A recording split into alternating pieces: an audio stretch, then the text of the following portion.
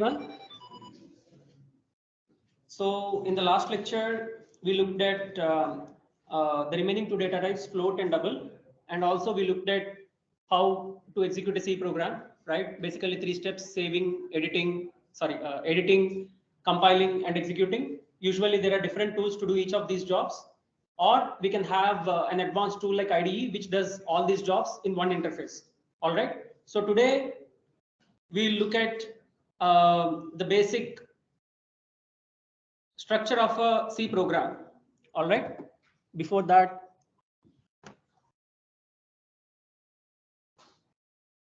yeah. So suppose if I ask you, what is a program? What do you say? What is a program? Or what does a program consist of?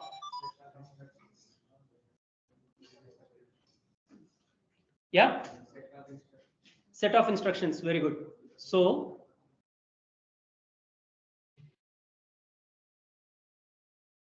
instead of a set, the correct word is a sequence, because set of instructions may mean the instructions can be executed in any order. No, the instructions should be executed in the order we give. So it is a sequence of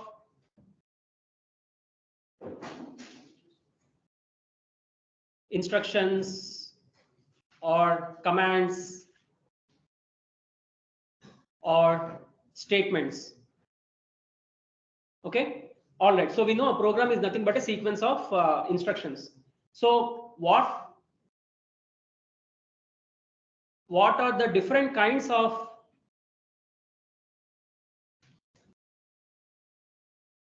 instructions or statements in a program? Any program, not necessarily C program, but this will hold true for most of the programming languages. What different categories of statements we can have? You already know of some statements, right? You already wrote a couple of programs. So can you categorize the statements you used? What kind of statements you used? Printf, scanf, right? So what kind of statements are those? Yes. Input statement, output statement, right? Scanf is like input statement, printf is like output statement. So we have input statements, output statements. What else? Someone said another name. Sorry? Accepting. Accepting like what? That is scanf. Taking the input. That is input statement. Done. Declaration. Yes, good. Declaration statements.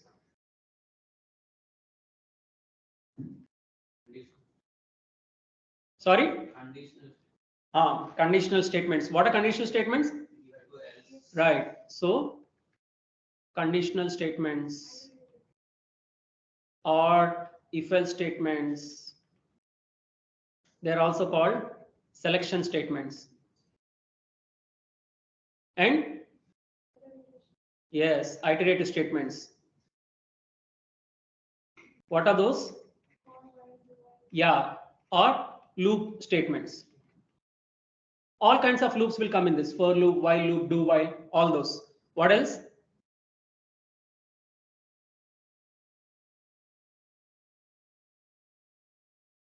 What else? Are these the only statements you wrote? Okay, yes, return statement. So what kind of a statement is a return statement? Huh? Sorry? Terminating. Okay. Terminating what? Terminating the entire program? The particular function, right? So there are different kinds of statements, basically, which sort of interrupt the flow of the sequence of instructions. Normally, like I said, the instructions should be executed sequentially, one after another. But there are some statements which sort of break this flow and take you to some other point, either inside the program or completely outside the program. Do you know of any other statements which take you to a different point within the program? Yes. Continue. Good. Break. Yes. Go to. Yeah. Go to is deprecated. It is not suggested to use go to because it will have bad side effects. Yeah. What else? Calling statements. Calling a function. We don't have classes in C. Function. Okay. Yes. Function calls. They will also sort of take you to a different point in the program. Yes. So another statement is exit statement. It exits the entire program. Okay. So what is the difference between exit and return? Can anyone tell me? Out of the loop. Yeah, usually return statement is used within a function. There can be many functions in the program. Return will get you out of that respective function only, not the entire program. Suppose we are in the main function. This function can call other functions. In that function, if you have a return statement, it will come out of only that function. It will be still in main. Okay. So return statement will get you out of the function. Exit statement will get you out of the entire program. All right. If you have a return statement anywhere, all the statements below that in the function will not be executed. It will jump out of the function. If you have an exit statement anywhere in the program, all the statements below that exit statement, wherever they are, they will not be executed.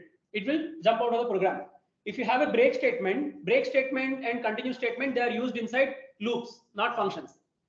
So break in a loop, when you break out of the loop, breaking out of loop in the sense, if you have a break statement, whatever statements are there after the break statement, they will not be executed. It will completely break out of the loop. Continue means once you have continue statement, whatever statements are there after continue in the loop will not be executed. It will ignore those statements, come back to the next iteration of the loop and execute the previous statements. Okay, you can have some 5 statements of which continue is the third statement. So you have statements two statements before that, 2 statements after that. So if you use continue, it will execute statements 1, 2, and then it will ignore statements 4, 5. It will come back in the next iteration, again execute statements 1, 2, again ignore 4, 5, again execute statements 1, 2, and so on. And if you have break, it will execute statements 1, 2. It will completely break out. It will not go to the next iteration. Okay, you'll understand those later in detail, but these are called jump statements.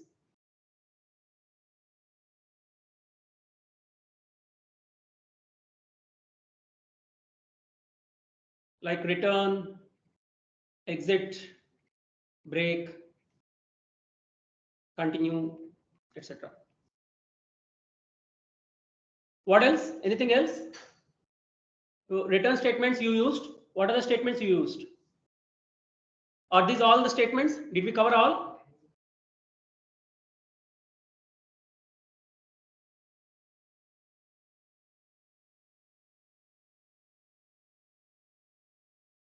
Did you cover all? Huh?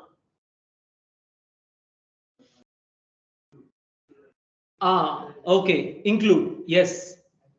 We will come to include just in a minute. Other kind of statements, there are still some statements which are not covered.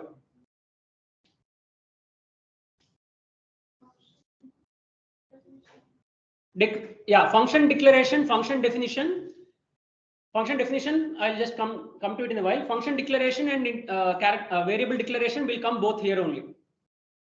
You can declare variables, functions, all those are declaration statements. So for functions, you will have declaration statements and also you will have function definitions. Okay. So for that, we have something called compound statements. So compound statements are nothing but a block of statements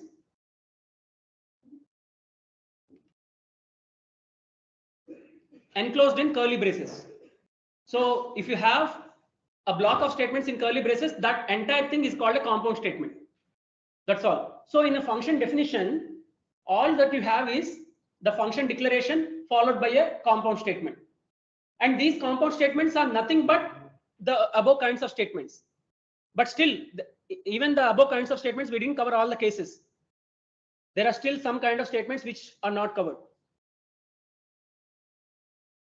What all examples you did? Remember, Is it only taking input, giving output? What else? Yes?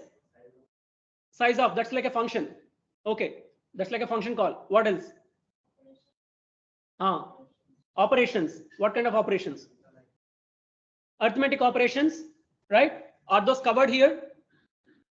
They are not input statements, output statements. They are not declaration. They are not if-else statements. They are not loops. They are not jump statements. They are not compound statements.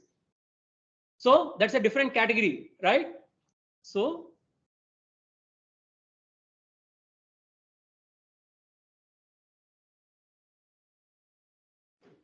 you have, say, something like arithmetic statements, but I will replace this term with sort of expression statements, because you can have varieties of expressions: arithmetic expression, logical expression, depending on the operators we use. We just covered two operators, arithmetic and bitwise. Other operators are the relational, logical, which we will cover later.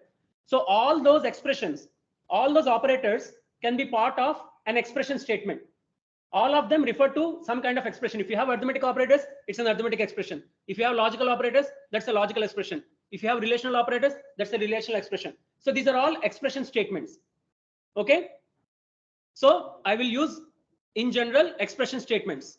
All right. So all the calculations that you do, all the operations that you do, they come under expression statements. All right.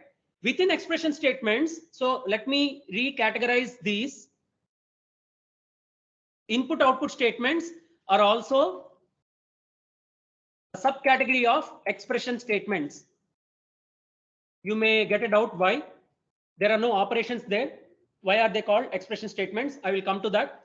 And pure expression statements, which I just mentioned, like say, for example, say 2 plus 3.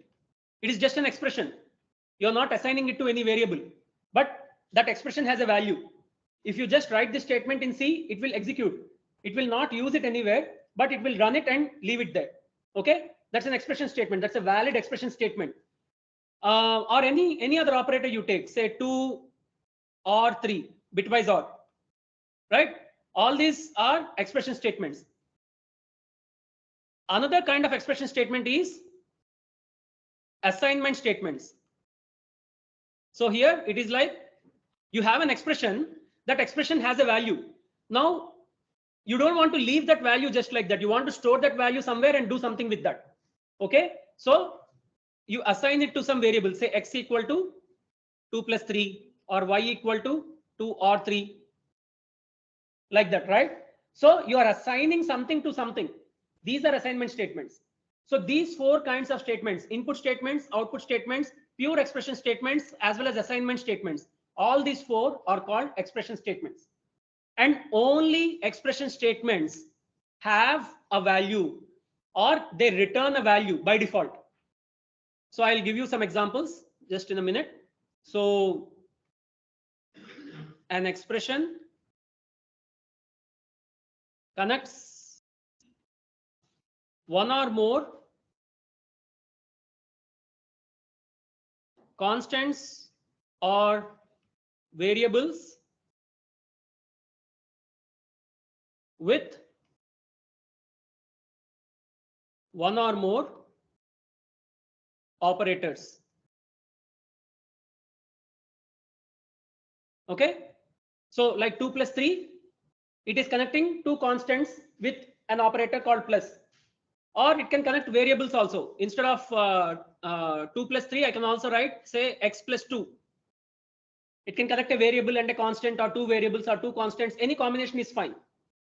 Okay, one or more variables or constants with one or more operators. That is an expression. And an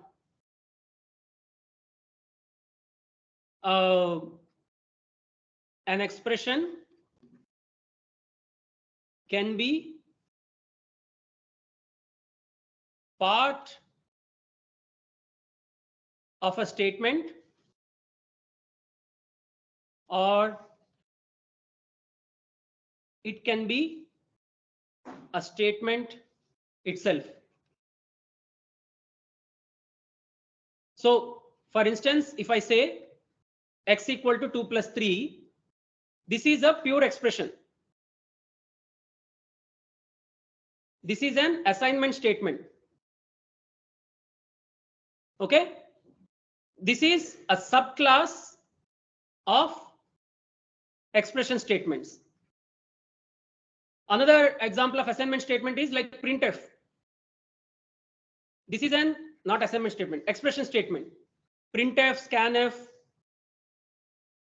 they are also expression statements. Now, only expression statements have or return a value. No other statements. Okay. And always expression statements have or return a value. So printf and scanf also return a value. It's just that we don't use it. We don't capture that. We don't assign that value to any variable and use it later. But they return a value. Like 2 plus 3 returns 5. Printf also returns a value. Scanf also returns a value. I'll just show you examples in a while. Okay. So these 4 kinds of statements return values. No other kind of statement returns value. And you asked include statements, right? So include statement, it is not a statement per se. These are called preprocessor directives. So what do we mean by that? When we say include stdio.h, what is stdio.h? Standard input output library. So what if I don't include that library? Right. So it will not understand what printf and scanf are. Those are functions. Printf is a function, scanf is a function. We are using those ready-made functions. We didn't define them. Someone defined them somewhere. We are only using the existing functions. Okay.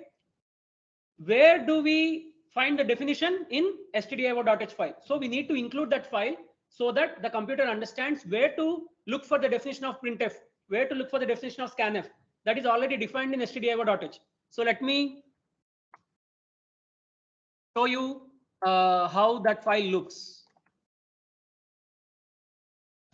So it looks like this. So a lot of variables, constants, functions, etc. are defined in this stdio.h file.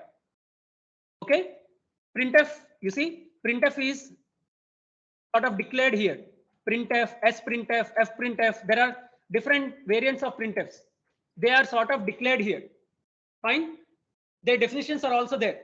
So for us to use these definitions, which are defined in a particular header file, we need to include that header file so that the computer goes to that file and understands the definition of printf, understands the definition of scanf. Okay. If we don't include that, the computer will not know what printf and scanf are. Okay. So preprocessor directives means, okay, ignore this myheader.h for a minute. So preprocessor directives means this include stdio.h. What it does, before you compile or when you run the compiling operation, before it performs the translation job, it first replaces this include stdio.h statement with the entire content of the stdio.h file. So whatever file you saw just now, it will load that entire file here before the main function. It will replace the single line with the contents of the file so that in the same file you have all the definitions. Okay, so that it understands, okay, this function is declared there and the definition is this. So I can use that function. I can call that function. Fine. We can also define our own header files and include them. So I will show you an example of myheader.h. Okay, so this is a header file. All right. So again, these are also preprocessor directives. There can be more than include. Hash include is only one kind of preprocessor directive. There are more like hash define. You can see some examples. We'll not get into that. Just get an idea. Okay. So in this header file, what I did, I declared a function called int add. This function takes 2 integers, a, b as input. It adds them and returns the output. Okay. And then I defined some constant called pi, 3.14 something. So this, once I include this header file in my main file, all these functions, variables, constants, which are declared in this header file will be visible in my main file, and I can use them directly. I need not declare them again. I can assume they're declared already. Okay. So now what did I do? I included the header file I created. Okay. This is not a standard header file. So it needs to be included like this. If it is a standard header file, it will be put in angle brackets. If it is a user defined header file, it will be put in quotes. Okay. So whatever I defined in my header file, this add function, it will be visible to my main file. And also this py will be visible to my main file. Okay. So I can directly call them. So let me take a simple example first. So I'll just say int result equal to add, say 5,3. All right. And I will say print result. Okay.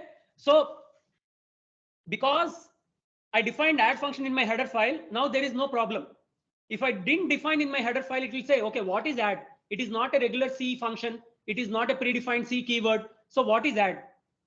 But now it will not ask because I defined it in some other file and I included that file here. Okay. So you see the result is 8. 5 plus 3, 8. Suppose if I comment this add in the header file, now this add is not visible in the main file, right? So it will give an error. Yeah, you see, it is saying undefined reference to add. I don't know what add is. I don't know where to look for it. All right. So since I defined it in my header file, I included that header file in my main program. It is visible to my main program. I didn't declare it in my main program. I declared it in header file, but still it is visible. Okay. So why these header files are for any big project? In the course, you will see small programs or single programs, but in real life, any big software you use, it can be MS Office or a browser or whatever, they are constituted of thousands of files, thousands of programs, thousands of functions. So, and thousands of people work on that. It's not like all these 1,000 people will open the same file and edit it. No, different people work on different modules, different functionalities. So they handle different files. So I write some functions, you write some functions, someone else writes some functions. All these functions will be included in the main file. All right. So all these header files will be included in the main file so that they can be run together. But suppose instead of including the header file, what we do, I give my entire code to you, you copy it in your main file. But then what will happen if I want to make any changes? Again, these changes need to be copied in your main file. If anyone makes any changes, all those changes need to be copied in your main file. That's a headache. Let them be in that file only. Even in future, if any change is made to that, that will be reflected in your program. So rather than copying the entire content, just put the name of the file. So edit that file independently. Okay. So these are libraries. Libraries means what? Library of what? They are libraries of functions, some predefined functions which you can use without worrying about their definition. All right. So that's the idea. So include statements. Technically, they are not statements. They are just an alias for the entire file. You are replacing an include statement with the entire file. So they are alias. Okay. Similarly,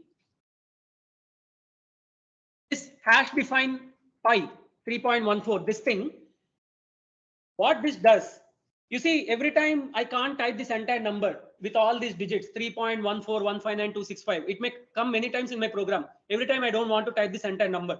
Normally what we do, we assign it to a variable in the program. Okay, that is one way of doing it. But I also know pi is a constant. It's not a variable. A variable can be updated later. But even by mistake, I don't want anyone to update this constant. So I want to treat it as a constant. So what I do, I declare it in the preprocessor directive. So this is not assigning this value to this. This is just an alias for this entire number. So whenever it sees pi in the program, it will replace all those instances of pi with this entire number before it starts compiling. But if it's a variable, it will not replace the variable with the number.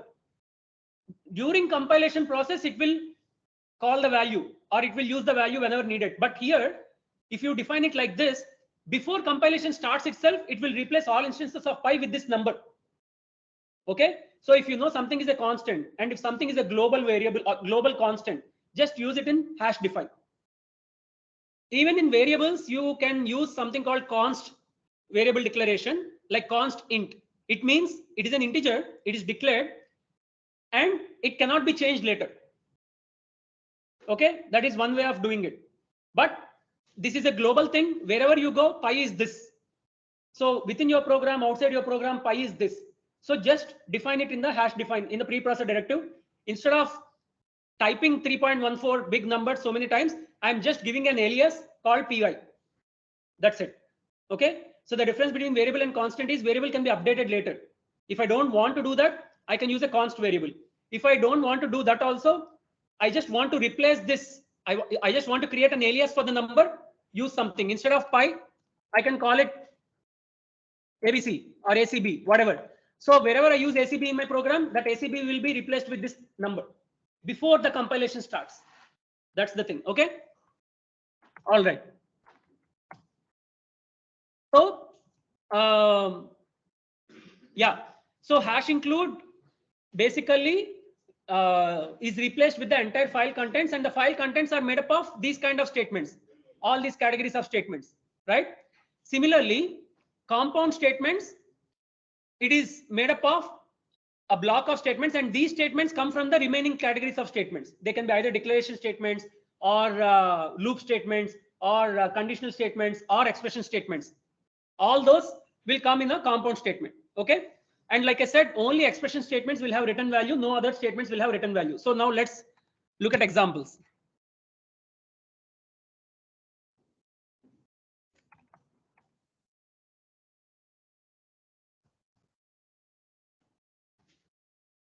It's always a good practice to indent your program. I mean, give spacing. Don't write everything on the left margin. Okay. Whenever you are declaring a function, the inner statements of the function should be a little right. If you are declaring a function inside, again, the inner statements of that function should be a little right. Okay. So that it's easy to read your code.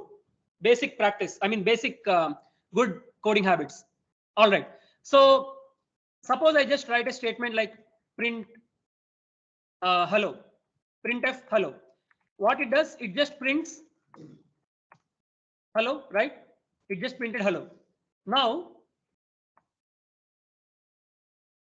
I will declare a variable x and I will assign this. You see, there are two statements. Int x is a declaration statement. X equal to printf hello is an assignment statement. All right. If I just write printf hello, it is an expression statement. Assignment statement is also expression statement. Printf hello is an output statement. That is also expression statement. Okay. Now I can combine these two in a single statement also, right? Declaration as well as assignment I can combine in the same statement. That is also fine. Or you can separate them. That is also fine. Okay. Right now I'll separate them. All right. So now what do you think will be the value of x? Yeah. No. Printf what? Printf hello. It prints hello. But the output is an integer. What? I mean, what kind of integers can you correspond to a printf statement? Think. If printf hello, you will get one value. Suppose I say printf hello world, you will get another value. This is a clue.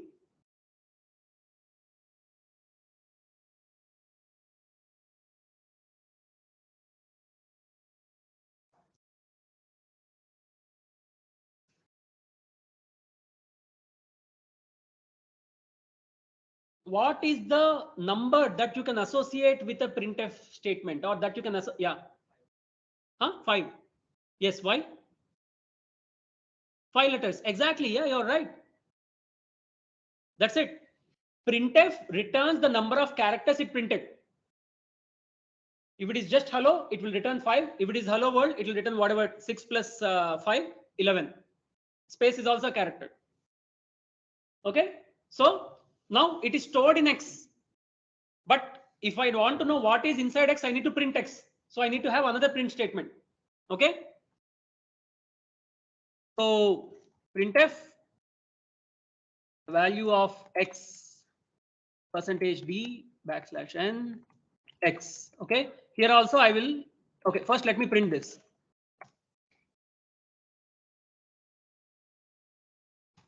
You see 11.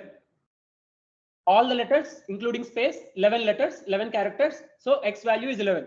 All right. It printed hello world also. Just because you assign printf to x, it did not stop printing. Printf will do its job. And at the same time, it will return a value. Either you store that value or not, it's up to you. Here we are printing and also storing the value. And we are printing the value separately. Okay. So now suppose I say \n, it will print a new line. Okay. Now what will be the value of x? Huh? 11 or 12 or 13? 11. Sorry?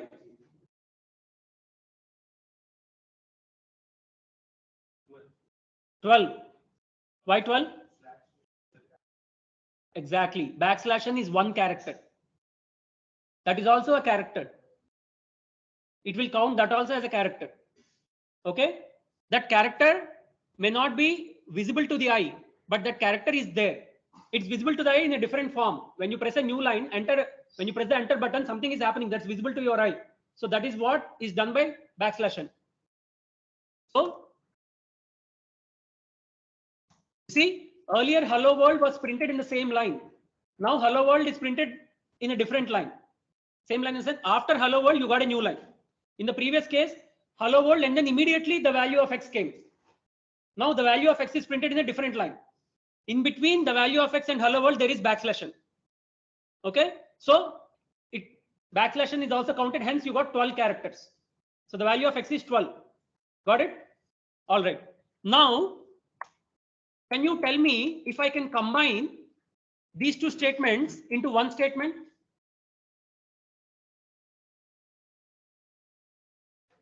Instead of having a variable x and assigning value to it and then printing that value, can I print the value of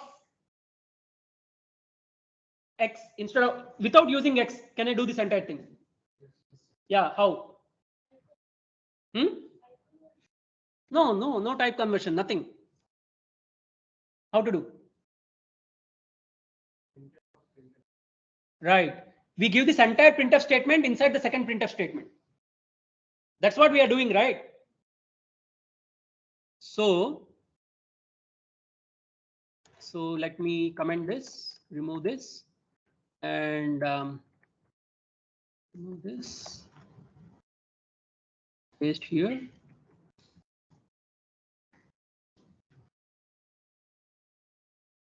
Okay. Here I'll not say value of x, the number of characters printed. Okay. All right.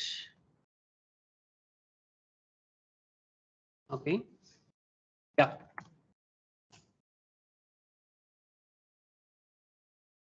All right.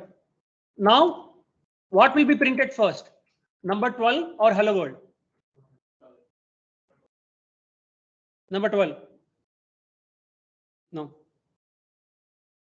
You see, number 12 can come when printf is executed first. Once printf is executed, once it prints some characters, then it returns the number of characters it printed.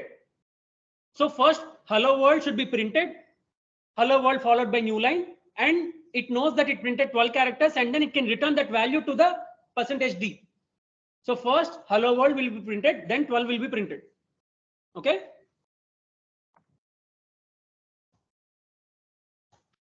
See. So how are we able to give the entire printf in place of x? Because printf is an expression statement. Printf is an expression. The way any expression has a value, printf has a value. That is why I could give entire printf in the place of x inside another printf statement. Okay.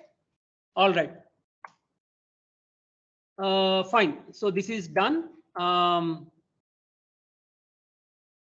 So let me.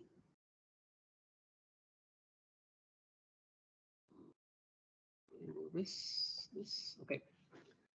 So let's look at scanf now.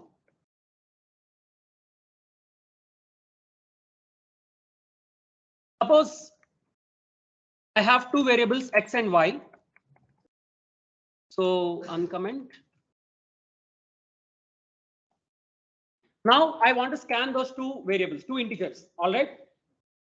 Right now, blindly keep it in mind that in scanf you should put ampersand before the variable name. In printf you should not put ampersand before the variable name. You will understand that why later. Okay. So ampersand x, ampersand y.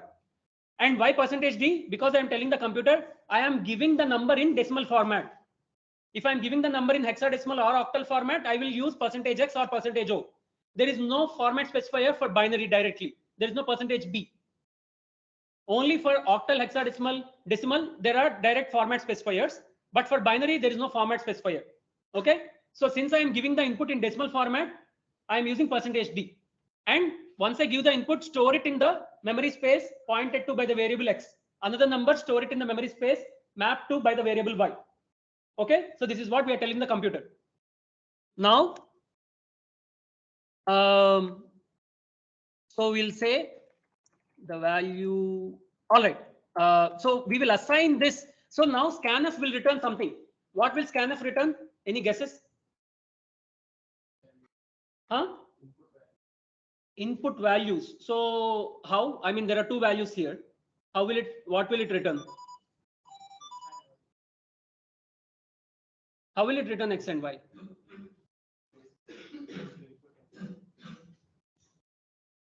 If I have 10 values, will it return 10 values?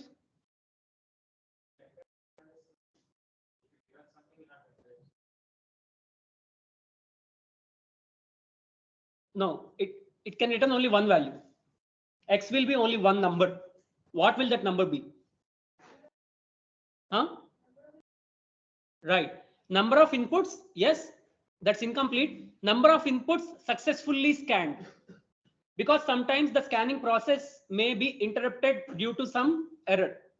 It's not a fatal error that the entire program will be stopped. It's a partial error where the program will run partially.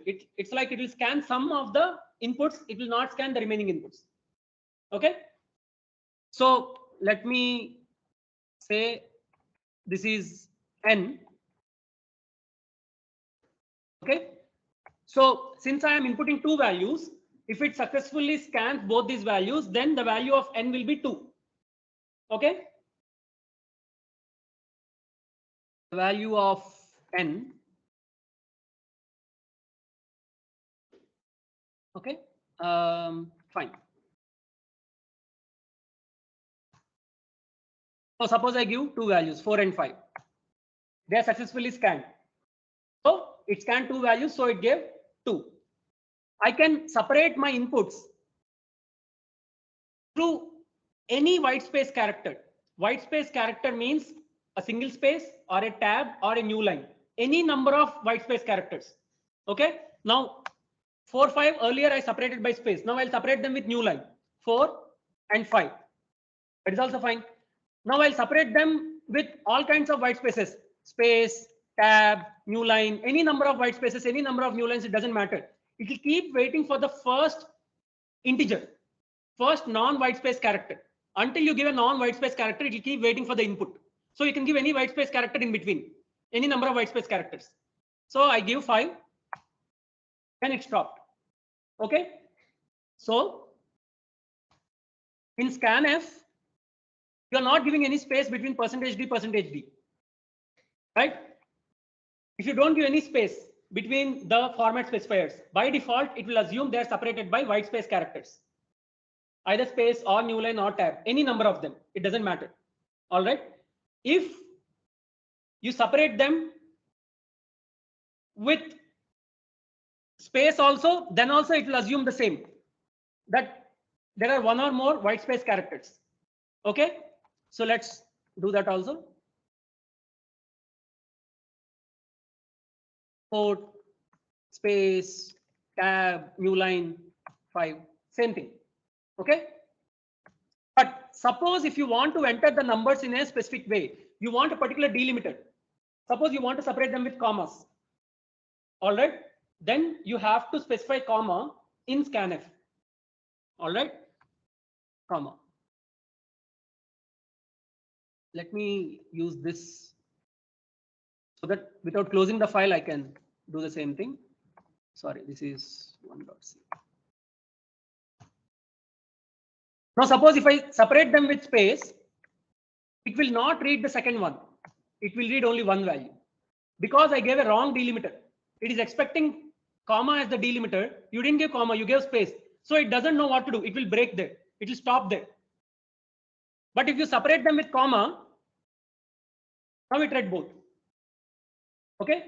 Suppose you didn't give any delimiter in the scanf statement, but while in entering you gave comma, again it will stop because it is expecting space and you are giving comma, or it is expecting a white space character, but you are giving a non-white space character. So suppose I remove this comma. Now suppose I say 4, 5. It will read only 4 and not 5 because, right? I didn't specify comma as the delimiter. So it is getting a character which it is not expecting, so it will stop reading.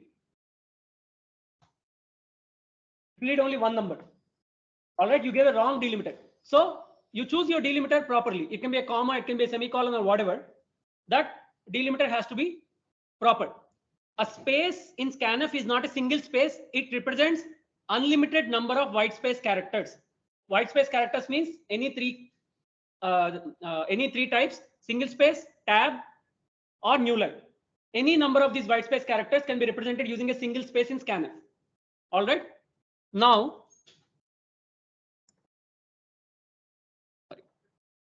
now let's include a character and maybe a float. So I will use a comma and I will scan a character. So first, let me scan the character in the beginning. Character and %d. So first I'll give a space and then I'll give a comma and space, fine. And then I'll give semicolon, %f. Okay. Character is %ch and x and y are integers, and then float is %m. Okay. Now input is supposed to be there in a particular format. First a character followed by any number of white spaces, then an integer followed by a comma followed by any number of white spaces, then an integer followed by a semicolon followed by a float. Okay. So so first a character. Suppose I say A. All right. Character followed by space, any number of white spaces, fine, and followed by some integer, say 8, followed by a comma and any number of white spaces, and followed by another integer, say -9, and then a semicolon followed by float. Here I can still give spaces or anything because it will understand space is not an integer or space is not a number. Okay, I can still give. I can say 5.6. You see, still it read 4 values successfully. Now, if in any of the stages, if I make a mistake, it will not read them. Suppose I say A, comma, sorry, space, B, not B, 89, space, and -7.23, whatever. So where did I make the mistake? After the second number. So it will read 2 values, right? A and 89.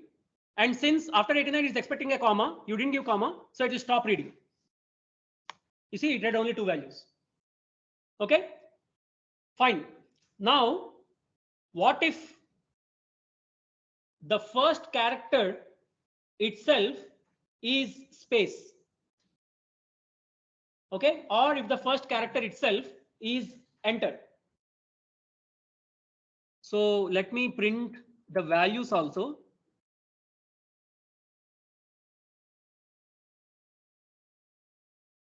should be %C. Okay. Yeah, so let's leave it there. Other values are whatever number, decimal, float, you know that. Okay.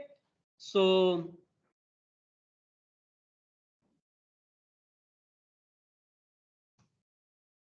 suppose, okay, what if I give say ABCD, ABDF, whatever it is, and then space, and then number, and then comma, and then another number, and then semicolon, and then a float. Now, what is stored in character? N is 4. All these will be read properly. But CH will be? What character is stored in CH? Entire string ABDFD or huh? A or D? Only A. Okay. But actually, one more thing. It will not read entire thing properly because it's expecting a character. The remaining things it is looking for a number, an integer, or a float. So it will get confused. It read only one value. Earlier I said it reads 4. That's not correct. It will read only one value correctly because it is expecting space. It didn't get space. Fine. But then it's expecting integer. It's not getting integer. It's getting many characters. Okay. And then it is expecting comma. It's expecting float. It's not getting any of those. So it stops reading. Fine. So only character it is reading. The remaining things it is not reading. Fine. Now, suppose if I enter 3 and then integer, comma, another integer, semicolon, semicolon, some float. Now, how many values will it read? Huh? 0. Why? Here 3 is a number or a character. Here it will treat 3 as a character. You know, ASCII table also has digits, right? 0, 1, 2, 3 as characters. So here 3 is treated as a character like any ABCD. This 3 will have an ASCII value. It will store that ASCII value. So 3 is a character. It is not a number. Okay. So ABCD, they are also characters. 3 is also treated as a character here. It is not treated as an integer. Fine. So it reads 4 values and character is 3. If you print its ASCII value, you will get something else. 0's ASCII value is 48. So 3's ASCII value will be 51. So ASCII value will be 51, but the character is 3. Similarly, when I inputted A, ASCII value is 97, character is A.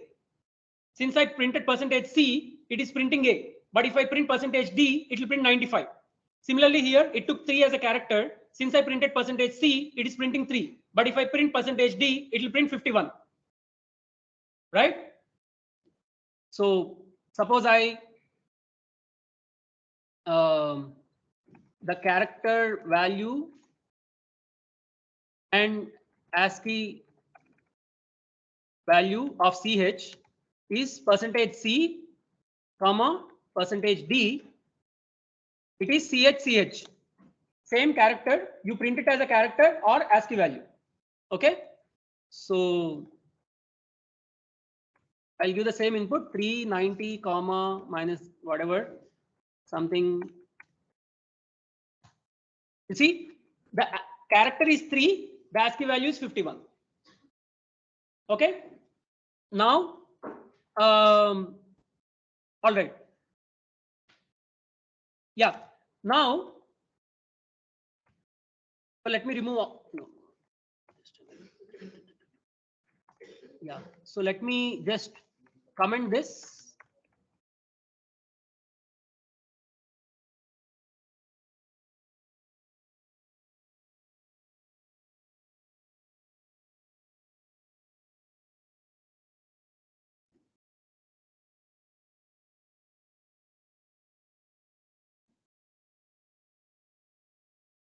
Okay.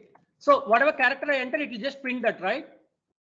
I will comment these, otherwise it will keep giving warnings. You didn't use these variables. Okay. So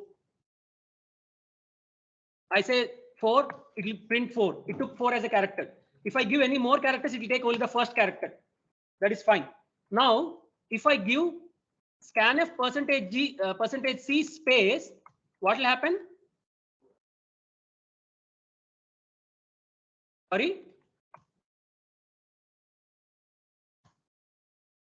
It took only one, but suppose if I give just 2, it's not printing. No matter how many spaces, how many new lines I give, it is not printing. It should have stopped. It's not stopping.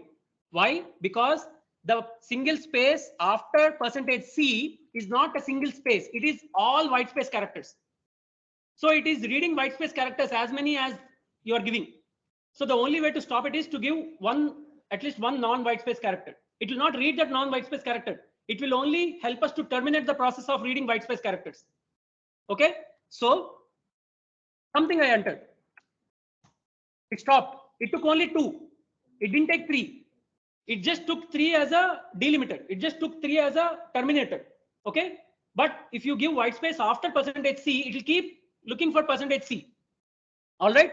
Now, suppose I remove this white space character. Suppose I press space. Will it take space as a character? Yes, because space is a character itself. Okay. I press space and I press enter. Done. It took the character value. It printed that particular space. That's why you're unable to see it. Suppose if I print enter. Enter is a character. Yes, it will take that as a character and it will print enter. You see, it took enter as a character, and you see the difference between this one. Here it is space, here it is enter. That's why it printed this new line. You are unable to see it, but it took enter. It stored it as a character. But suppose by mistake, sometimes what I don't want to store any white space character. I want to store only a non-white space character. But sometimes by mistake, I may press a space before entering the non-white space character. I want to avoid those situations. Okay, I don't want to take space or enter as a character, even by mistake. I want it to skip all the white space characters and take only the first non-white space character. Then what you should do, you should give a space before percentage C. So that this space before percentage C, it is telling read all the white space characters and wait for the first non-white space character. So now, you see, I'm giving, oh, I didn't compile it. Now I'm giving enter, it's not printing. I'm giving space, tab, it's not printing. Earlier, the moment I gave enter, it printed. The moment I gave space, it printed. Now it's not printing because it is skipping all those white space characters. It is waiting for the first non-white space character. So suppose I give H, it read H. Okay, so these are some things which you need to keep in mind. Scanf, simple cases are okay, but when you are dealing with 3-4 cases, you need to handle these spaces, semicolon, comma, because sometimes what happens, say when we give you a program to submit online, the test cases may have commas, but if you don't give commas, if you give spaces, it will give an error. Or the test cases may have only spaces, but if you give commas instead of spaces, that will be an error. While taking input, you are entering input in the wrong, using the wrong delimiter. Suppose I want to scan 5 numbers. The program asks you to take 5 numbers from the user. Okay. In the test case in the sense, we will give you sample inputs and outputs. The sample input should look like this. Sample output should look like this. If our sample inputs says that the input, the 5 numbers should be separated with commas, then you should write your scanf with commas between percentage Ds. If our sample input says the 5 numbers should be separated with spaces, then your scanf should not have commas as delimiters. It should just have percentage D, all percentage Ds without any space or only with spaces. Okay, so you need to keep that in mind. Sometimes we give inputs with spaces, but you may write scanf with commas. We may give input with commas, but you may write scanf with spaces. So don't make that mistake. Okay, those kind of things. All right. One last example. Suppose I wrote n here, right? I will say n equal to 2 plus 3. All right. Now the value of 2 plus 3 is 5. It will be stored in n. But this entire statement also will have a value. That is the value of n itself. That is why this entire statement you can use as part of another statement. Like printf we used as part of another printf. Now I can use printf percentage d backslash n equal to 2 plus 3. So ignore this. statement, I am directly using this statement inside a printf. So here I am not giving only n, I am giving the entire statement. This will work because this entire statement also has a value. This entire statement also returns a value, that is the value of LHS itself. It is 5, so it will print 5. Ignore the warnings. You see it printed 5. Okay, so you need to understand what is an expression, what is an expression statement, and which statements return values. Only expression statements return values. And what are expression statements? 4 kinds of statements: input statements, output statements, assignment statements, and pure expressions like arithmetic operations or relational operations or logical operations. Pure expressions, all these are expression statements. So here, instead of n equal to 2 plus 3, I can also give 2 plus 3. This is a pure expression. This is not an assignment statement, but this also returns a value, right? So you can give it as part of some other bigger statement. All right, so conceptually you need to understand what are expression statements. All other statements, none of the other statements will return a value. Even the statement return 0, that statement itself does not return a value. You can't say x equal to return 0. It will not return anything. X will not have a value. Return 0 directly jumps somewhere. It returns the value to the calling function. Okay, but this statement as a whole, you cannot assign it to some variable, because this statement as a whole will not return anything. Okay, so none of the other statements return a value. Only expression statements return a value. If you want to capture it, otherwise leave it. Printf, usually we don't capture the number of characters printed. Usually we don't capture the number of characters scanned. We just use printf scanf directly. But if you want to, you can do that. All right, so that is expression statements. These are the different kinds of statements. We just looked at expression statements. All right, now you can compose very complex statements, expression inside expression, that statement inside another expression, and so on. Very complex statements you can build. All right, so let's stop here and take attendance.